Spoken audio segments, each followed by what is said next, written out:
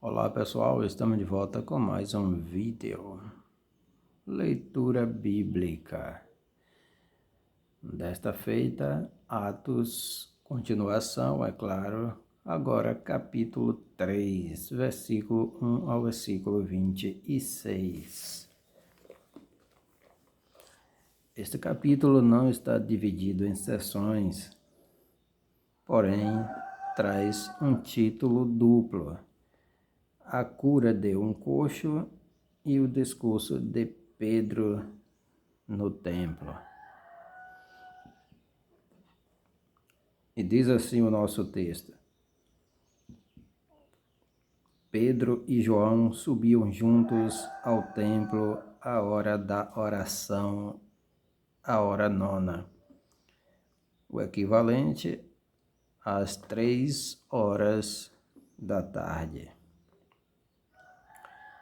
E era trazido um varão que desde o ventre de sua mãe era coxo, o qual todos os dias punham à porta do templo chamada Formosa para pedir esmola aos que entravam. Ele era coxo. Esta é uma palavra para significar uma pessoa deficiente dos membros inferiores ou de um membro inferior, deficiente da perna ou das pernas, ok? Ou dos pés, pode ser apenas os pés ou um pé, ok? E é uma palavra que está em desuso, praticamente não se usa mais esta palavra para se referir às pessoas com essa deficiência. A porta do templo, chamada Formosa, ficava entre o pátio das mulheres e o pátio dos homens, ou seja, era ali um lugar estratégico, onde alguém colocava ali o paralítico para pedir esmolas. Ele, vendo a Pedro e a João que iam entrando no templo, pediu que lhe dessem uma esmola. E Pedro, com João, fitando os olhos nele, olhando atentamente, com muita atenção, disse: olha para nós. E olhou para eles, esperando receber alguma coisa. E disse Pedro: não tenho prata nem ouro, mas o que tenho, isso te dou. Em nome de Jesus Cristo Nazareno, levanta-te e anda. Não tinham bens materiais para oferecer àquele homem que ali estava a pedir esmolas e paralítico. Mas tinha algo muito melhor, que era a sua cura física. E tomando-o pela mão direita, o levantou, e logo os seus pés e tornozelos se firmaram. E saltando ele, pôs-se em pé e andou e entrou com eles no templo, andando, saltando e louvando a Deus.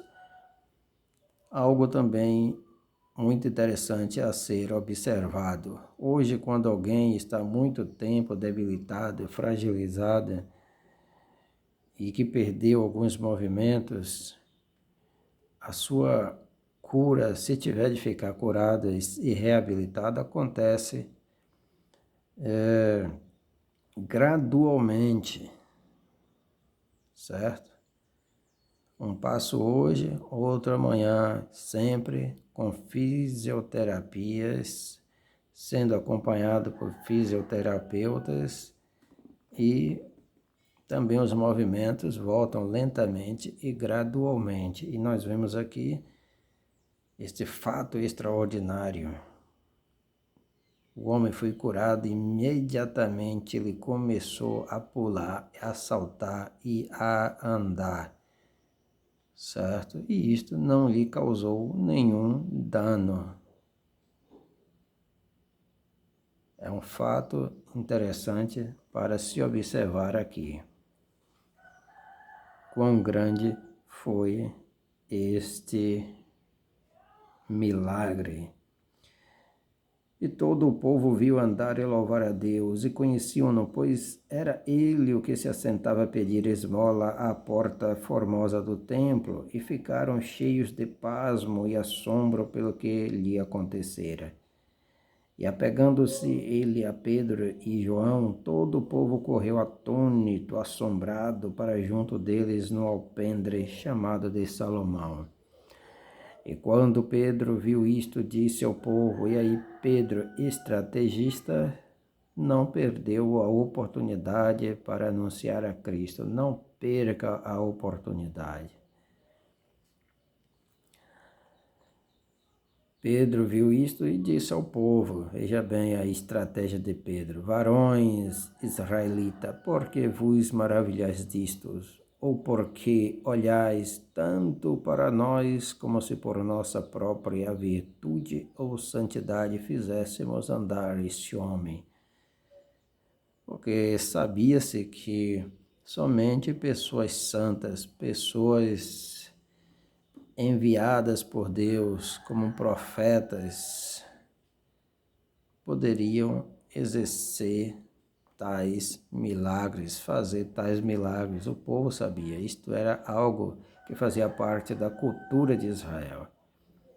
E aí Pedro, ele continua com o seu discurso e citando os nomes dos patriarcas, das pessoas mais respeitáveis, o que o povo israelita mais respeitava e tinha, então, em alta conta, ou seja, Abraão, Isaque e Jacó.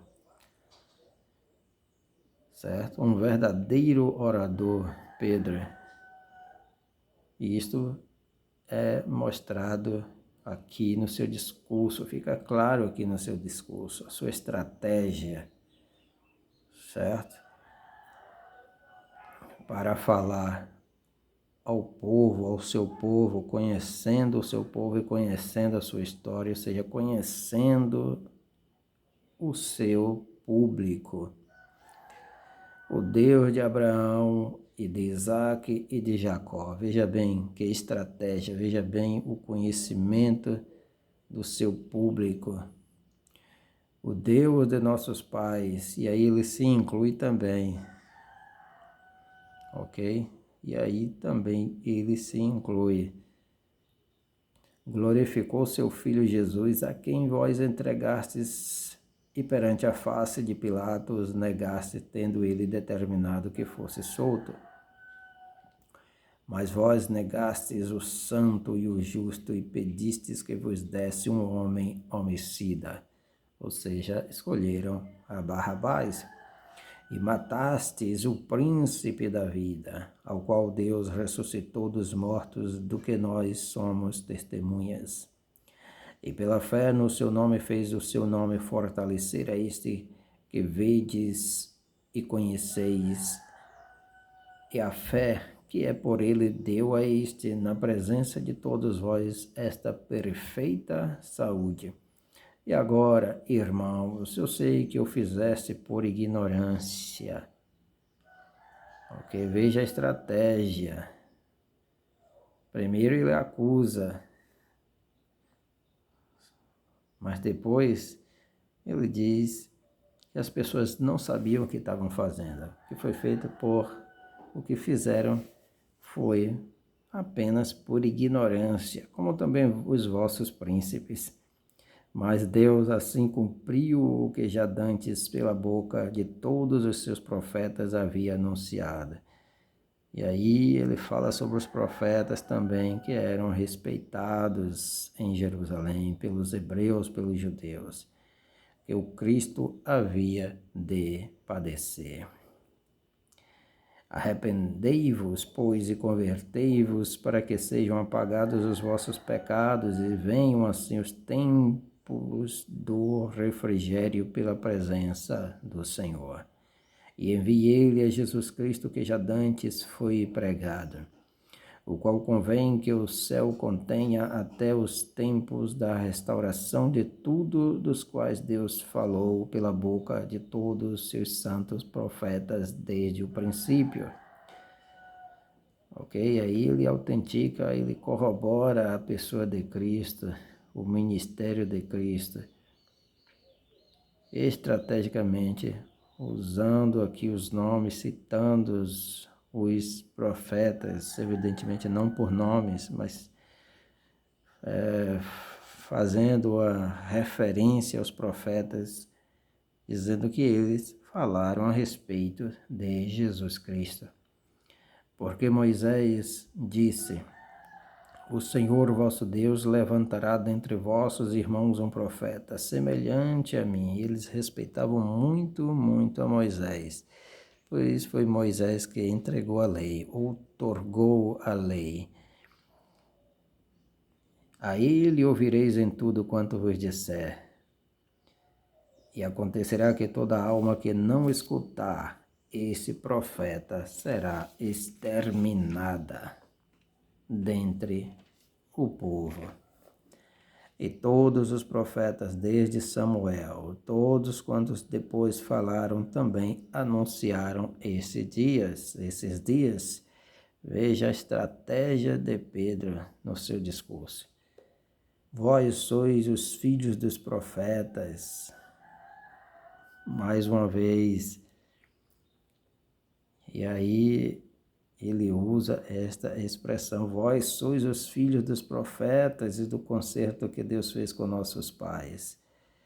Vocês veem que lá no início ele acusa também, acusa o povo de conivência com a morte de Cristo. Mas depois ele diz que o povo agiu por ignorância. E aí ele vai citando, fazendo referência aos profetas, corroborando aí o ministério de Cristo, pois os profetas falaram a respeito de Cristo. E agora ele diz: vós sois os filhos do profeta. E aí ele chama psicologicamente, emocionalmente, os seus ouvintes para junto de si, para o seu lado, certo? E aí cada vez mais eles vão prestando atenção, certo? Porque não é um discurso agressivo, não é um discurso agressivo simplesmente de condenação, mas de acolhimento. Vós sois os filhos dos profetas. Quem não gostaria de ser filho dos profetas? Todo o povo hebreu, judeus, israelita gostaria. Veja que grande estratégia nesse discurso de Pedro. Vós sois os filhos dos profetas e do concerto que Deus fez com nossos pais, dizendo a Abraão: na tua descendência serão benditas todas as famílias da terra.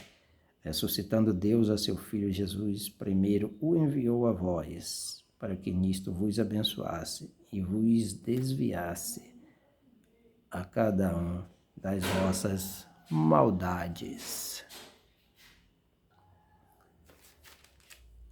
Fim de texto.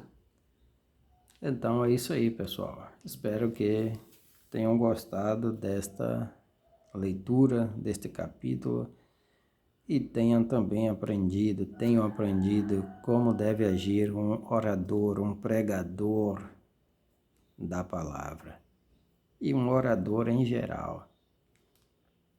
Ok? Valeu, tchau, tchau, bye, bye, Deus abençoe.